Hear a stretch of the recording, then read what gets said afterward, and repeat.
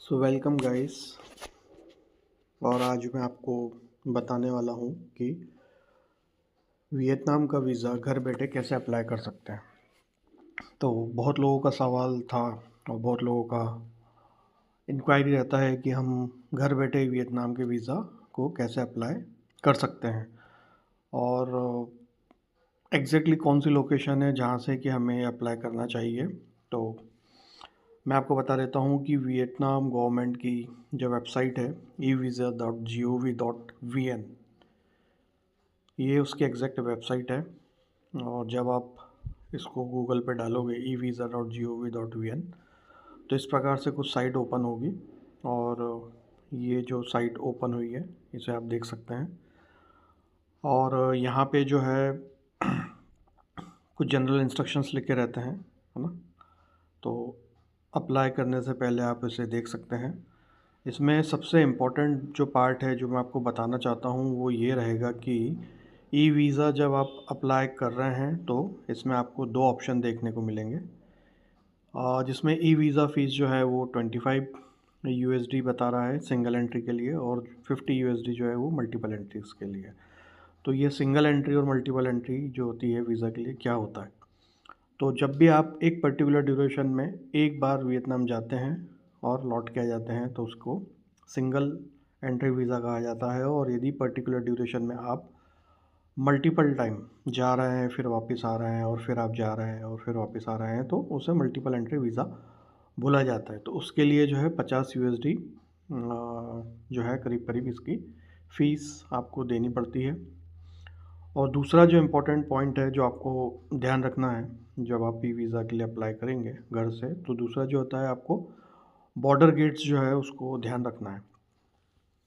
तो आप पहले ही डिसाइड कर लीजिए कि आप कौन कौन सी लोकेशन जो है वो विज़िट करना चाहते हैं वियतनाम में, और उसके अकॉर्डिंग जो है आप बॉर्डर गेट जो है आप डिसाइड कर सकते हैं। तो जैसे कि आप लैंड बॉर्डर के थ्रू जा रहे हैं या सी बॉर्डर के थ्रू जा रहे हैं या एयर बॉर्डर के थ्रू वियतनाम में एंटर कर रहे हैं एंड एग्ज़िट कर रहे हैं, तो उसके अकॉर्डिंग जो है आप यहाँ पे आपका सिलेक्शन कर सकते हैं। तो जनरली जैसे लोग कुछ हनोई सिटी जाते हैं, राइट। सो वहाँ पे आपको नोई बाई इंटरनेशनल एयरपोर्ट जो है वहाँ पे आप उतरते हैं, और फिर यदि आप हो ची मिन सिटी से आप एग्ज़िट करते हैं तो टेंसन जो इंटरनेशनल एयरपोर्ट है वो आपको वहाँ से एयर बॉर्डर के थ्रू आपको एग्ज़िट करना रहता है। तो ये इस प्रकार से कुछ जो दो विशेष चीज़ें हैं ई वीज़ा घर से अप्लाई करने से पहले, इन चीज़ों पे आप विशेष ध्यान रखिएगा। और इसके साथ में ही जो है कुछ आपको डॉक्यूमेंट्स क्या लगते हैं, तो ऐसा कोई बहुत ज़्यादा चीज़ नहीं। यहाँ पे अपनी जो काम की चीज़ है कि आपके पास में फ़ोटोग्राफ होना चाहिए पासपोर्ट साइज़ का वाइट बैकग्राउंड में। यदि नहीं है तो आप खुद भी अपने घर पे वाइट बैकग्राउंड में ले सकते हैं। और हाँ, पर रिसेंट फ़ोटो होना चाहिए और साइज़ उसकी 2 MB से कम होनी चाहिए यहाँ तक। हाँ, और दूसरा जो है आपके पास में वैलिड पासपोर्ट होना चाहिए। ये चीज़ें कुछ मैंडेटरी होती है। तो ये कुछ जो पूरे इंस्ट्रक्शंस हैं जो उनकी वेबसाइट पे दिए हुए हैं ये मैं आपको दिखा रहा हूँ, तो आप इसे एक बार ज़रूर गो थ्रू कर लीजिएगा। तो चलिए चलते हैं अब कैसे अप्लाई करना है। तो ये यहाँ पे जो अप्लाई नाउ बटन है मैं उस पर क्लिक करता हूँ, और ये क्लिक करने के बाद जो है इसके इंस्ट्रक्शंस जो हैं ये सभी हैं, इसको एक बार गो थ्रू कर लीजिएगा। वही जो मैंने आपको पहले बताया कि इसके जो बॉर्डर गेट्स हैं, लैंड सी बॉर्डर एयर बॉर्डर, राइट, जो गेट से आप एंट्री करोगे तो वो आपको ध्यान रखना है। और वो आपको एयरपोर्ट के जिसकी भी आप बुकिंग करोगे वहाँ से आपको उसका नाम आपको मिल जाएगा। तो ये इस प्रकार से है।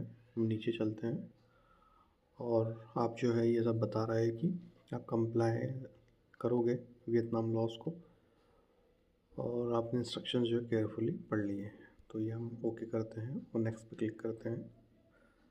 तो चलिए आगे बढ़ते हैं। अब यहाँ पे जो है पहला जो सेक्शन है वो है फॉरेनर इमेज। तो जैसा मैंने आपको कहा है आप आपका फ़ोटो जो है यहाँ पे वाइट बैकग्राउंड में लगाइएगा। आपके पासपोर्ट का डिटेल जो होता है ये पेज इसी फॉर्मेट में आपके पासपोर्ट में जो डिटेल आती है ये आपको यहाँ पे अपलोड करनी है। आपकी पर्सनल इन्फॉर्मेशन, आपका लास्ट नेम, फर्स्ट नेम, आपकी डेट ऑफ बर्थ, आप मेल फीमेल, आपका जो जेंडर है आपको वो डालना है, आपकी नेशनलिटी क्या रहेगी वो चीज़ डालनी है। ईमेल आईडी जो है ये फिल करना मैंडेटरी है। तो आप ये कैसे पता करेंगे कि ये चीज़ें हमें, ये डिटेल्स हमें देना ज़रूरी है? तो ये आपको जो रेड कलर का जो सिंबल दिख रहा है ये मैंडेटरी होता है, जहाँ पे नहीं है वो आप छोड़ सकते हैं। तो आपका ईमेल आईडी जो आपका एक्टिव ईमेल आईडी है वो डाल दीजिए। आपका रिलीजन, प्लेस ऑफ बर्थ, आप आपका ईमेल आईडी वापस एक बार री एंटर कीजिएगा जो आपने ऊपर किया है। अभी कुछ डिटेल्स पूछ रहा है, आप कभी have you used any other passport to enter into Vietnam? तो मेरे केस में नो है, हम जा ही फर्स्ट बार रहे हैं तो फिर क्या बोलें। Do you have multiple nationality? तो नहीं है। और वायलेशन ऑफ वियतनामी लॉ आपने किया है? नहीं। अब दूसरा जो है, जो मैं आपको पहले भी बताया था कि सिंगल और मल्टीपल एंट्री, राइट? तो एक बार यदि जा रहे हैं पर्टिकुलर ड्यूरेशन में तो आप वो 2 डेट्स डाल दीजिएगा, एक टेंटेटिवली 1-2 दिन आगे पीछे, मतलब एंट्री के लिए आगे, और जब आप एग्ज़िट मार रहे हैं तो उसके बाद का 1 दिन रखिएगा तो बेटर रहेगा। और दूसरा आपकी पासपोर्ट इन्फॉर्मेशन। तो जब आप यहाँ अपलोड करते हैं तो ये इसमें काफ़ी कुछ डिटेल जो है, डेट ऑफ बर्थ और आपकी जो अदर डिटेल्स हैं, है ना, ये आपको यहाँ डालना पड़ता है। और कुछ जो है ऑटो पॉपुलेट हो जाती है आपके पासपोर्ट के थ्रू ही, पासपोर्ट नंबर जैसे कि, है ना। तो ये सब डिटेल जो भी आपकी ऑटो पॉपुलेट हो जाएगी, एक बार वेरीफाई ज़रूर कर लीजिएगा, है ना। और फिर आपको ये सिलेक्ट करना पड़ेगा कि आपका किस टाइप का आपका पासपोर्ट है। तो जो दूसरे होते हैं डिप्लोमेट्स, ऑफिशियल पासपोर्ट यदि रहेगा तो वैसा सेलेक्ट करना है, नहीं तो आप ऑर्डिनरी टूरिस्ट पासपोर्ट के लिए सिलेक्ट कर सकते हैं आप। डेट ऑफ इशू और जो एक्सपायरी है ये वहीं आपके पासपोर्ट को जब आप अपलोड करोगे तो वहीं से ऑटो पॉपुलेट हो जाएगी। आपके पास में कोई दूसरा पासपोर्ट यदि नहीं है तो उसे नो कर सकते हैं। आपकी कॉन्टैक्ट इन्फॉर्मेशन, आपका रेसिडेंशियल एड्रेस, टेलीफ़ोन नंबर आप वो डाल दीजिए। इमरजेंसी कॉन्टैक्ट नंबर, ये थोड़ा इस पे ध्यान रखिएगा कि आपको जो इंडिया में एक जो किसी का भी आप कॉन्टैक्ट नेम, नंबर, उनका रेसिडेंशियल एड्रेस दे सकते हैं, क्या उनके साथ में आपका रिलेशनशिप है, आप वो यहाँ पे डालना रहेगा। और साथ में आपके ऑक्यूपेशन की इन्फॉर्मेशन उन्होंने मांगी है, पर ये मैंडेटरी नहीं है, तो आपको फिल करना है तो कीजिएगा, नहीं तो छोड़ दीजिएगा। साथ में आपकी ट्रिप की इन्फॉर्मेशन है, आप क्या क्या पर्पज़ से वहाँ जा रहे हैं। तो जनरली आदमी घूमने ही जाता है ना। और यदि कोई किसी काम से जा रहे हैं आप, यदि वर्किंग है या बिज़नेस है, राइट, आप किसी रिलेटिव से मिलने जा रहे हैं तो ये आप सेलेक्ट कर सकते हैं। पर जब आप घूमने जा रहे हैं, राइट, तो आप ये टूरिस्ट सेलेक्ट करेंगे। साथ में आपकी intended date of entry and आपकी कितने दिन का लेंथ रहेगा, तो ये जो है आप डाल सकते हैं। पर कितने दिन जो है, तो ये आपकी डिटेल जो आपने ऊपर डाली थी वहाँ से ऑटोमेटिकली पुल कर लेगा। ओके। और आपका रेसिडेंशियल एड्रेस इन वियतनाम, ये थोड़ा ख़ास है ना। और इस पे मैं जोर देकर इसलिए कहना चाहता हूँ कि ये डिटेल जो है मैंडेटरी है। जब आप ई वीज़ा घर से अप्लाई करेंगे तो एटलीस्ट 1 दिन का होटल जो है बुक कर लीजिए। ओके। और आपके जो होटल का पता रहेगा आप यहाँ डाल सकते हैं, और उसी का जो होटल का नाम, एड्रेस और वो कौन से डिस्ट्रिक्ट में है, वो सभी इन्फॉर्मेशन जो है आप यहाँ डाल सकते हैं। और फिर आप जो भी एयरपोर्ट से, जहाँ पे आप वियतनाम में जाने वाले हो और जहाँ से आप एग्ज़िट करेंगे, तो ये जो 2 डिटेल है आप यहाँ पे डाल सकते हैं। तो जैसे कि आप हो ची मिन सिटी से या हनोई सिटी में आप जा रहे हैं, है ना, तो आप ऐसे कुछ हनोई डाल लीजिए। तो हनोई, या ये नहीं आता है तो फिर ये नोई बाई, हाँ, ये नोई बाई एयरपोर्ट जो है वहाँ पे इंटरनेट बॉर्डर गेट जो है ये वो आ जाएगा, आप वो सेलेक्ट कर सकते हैं। और आपका जो एग्ज़िट है ये आपका रहेगा हो ची मिन सिटी, राइट, तो टेंसन, राइट। तो ये जो है हो ची मिन सिटी का इंटरनेशनल एयरपोर्ट, तो आप इसको सेलेक्ट कर सकते हैं। तो इस प्रकार से आप जो भी सिटी से आप एंट्री कर रहे हैं और एग्ज़िट कर रहे हैं एयरपोर्ट के थ्रू करते हैं, तो आप वो एयरपोर्ट का नाम गूगल से सर्च करके जब आप यहाँ सर्च करेंगे तो आपको वो एयरपोर्ट पॉपुलेट हो जाएगा।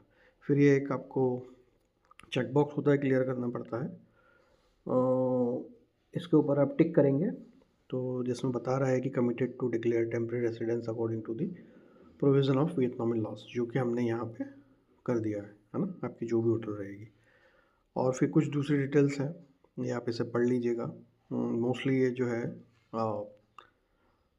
नो ही है मेरे केस में, है ना। Have you been to Vietnam in last 1 year, तो नो। कोई रिलेटिव यदि वहाँ रहता है तो अपना तो नहीं है, तो इसलिए नो है। और ये जो अगली डिटेल है 7 नंबर की, यदि आपके साथ में कोई बच्चा है और जो कि जिसकी डिटेल आपके पासपोर्ट में इंक्लूड होती है, तो फिर आपको वो डिटेल उस बच्चे की यहाँ पे ऐड करनी पड़ेगी। और वो आप कैसे ऐड करेंगे, तो ये जो प्लस साइन है यहाँ पे प्लस दबाने के बाद ये कुछ इस प्रकार से ओपन होती है, और जो कि आप ये डिटेल जो है उसकी डेट ऑफ बर्थ और फोटोग्राफ जो है बच्चे का अपलोड करना होता है ना। तो उनका जो भी जेंडर होता है आप वो डाल सकते हैं ना, उनका क्या नाम रहता है, नाम, ठीक है, उनका जेंडर बच्चे का, प्लस डेट ऑफ बर्थ जो होती है, और फोटोग्राफ जो होता है ना, ये चीज़ें आप डाल सकते हैं, ठीक है। तो ये कुछ इस प्रकार से चीज़ें होती हैं। साथ में जो है आपका एक टेंटेटिव, ये मैंडेटरी इन्फॉर्मेशन नहीं है, पर फिर भी आप कितना एक्सपेक्टेड वहाँ पे एक्सपेंडिचर खर्चा करेंगे वो उसकी डिटेल आप डाल सकते हैं। कुछ भी रैंडम नंबर आप डाल सकते हैं, 5000, 2000, 3000 यूएसडी वो डाल सकते हैं। ये कुछ ऐसे मैंडेटरी नहीं है। प्लस आपने इंश्योरेंस लिया है नहीं लिया है तो वो आप यस और नो कर सकते हैं। मैंडेटरी अगेन नहीं है डिटेल भी। और आप किस रीज़न से जा रहे हैं, आप खुद पर्सनल जा रहे हैं या आपको कंपनी भेज रही है। और ये सभी भरने के बाद ये चेक बॉक्स जो है आप एक बार चेक कर लीजिएगा, क्लिक कर लीजिएगा। और उसके साथ में ही जब आप नेक्स्ट बटन पे क्लिक करेंगे तो ये नेक्स्ट बटन पे क्लिक करने के बाद जो भी इन्फॉर्मेशन आपने भरी है विथ फ़ोटो, विथ आपका पासपोर्ट एंड जो भी अपने आप सब डिटेल हुई थी, ये रिव्यू एप्लीकेशन में आ जाएगी। ओके। और वहाँ पे आने के बाद जो है, जब एक बार आप इन्फॉर्मेशन चेक कर लेंगे तो आप पेमेंट मोड पे चले जाएंगे और वहाँ से जो है आप पेमेंट कर सकते हैं। यहाँ पे विशेष ध्यान रखने वाली बात यह है कि जब भी आप पेमेंट करते हैं, राइट, तो काफ़ी लोगों का क्वेश्चन आता है कि हमारा पेमेंट बार बार फेल होता है। तो उसका बड़ा रीज़न जो है वो ये होता है कि आप जिस भी क्रेडिट कार्ड से पेमेंट करते हैं या डेबिट कार्ड से, तो उस पर इंटरनेशनल ट्रांजेक्शन जो है वो आपने ऑफ करके रखा हुआ होता है। तो एक बार आप उसे ऑन कर लें। और कई बार होता है कि आपने ऐप के थ्रू ऑन कर दिया है पर आपको मैनुअली भी आपकी बैंक में कॉल करके कस्टमर केयर पे उनको इन्फॉर्म करना रहता है। तो यदि ऐसा कुछ केस है तो आप उनसे बात कर लीजिए, उसको ऑन करवा लीजिए, तो आपका जो पेमेंट है वो फेल नहीं होगा। तो ये कुछ इस प्रकार से प्रोसेस थी जो कि इजी प्रोसेस है। और यदि आपको किसी प्रकार से कोई प्रॉब्लम आती है तो आप मुझे ज़रूर कमेंट में बताएं। जितनी पॉसिबल हेल्प होगी मैं आपकी हेल्प ज़रूर करूँगा। तो बने रहिए मेरे साथ में इसी वीडियो में। और जो वीडियो है ये लगभग लगभग ख़त्म होता है, पर हाँ आगे मैं आपको वियतनाम से रिलेटेड और दूसरे वीडियोज़ भी बना के दिखाऊँगा। सो धन्यवाद, टाटा, थैंक यू, बाय।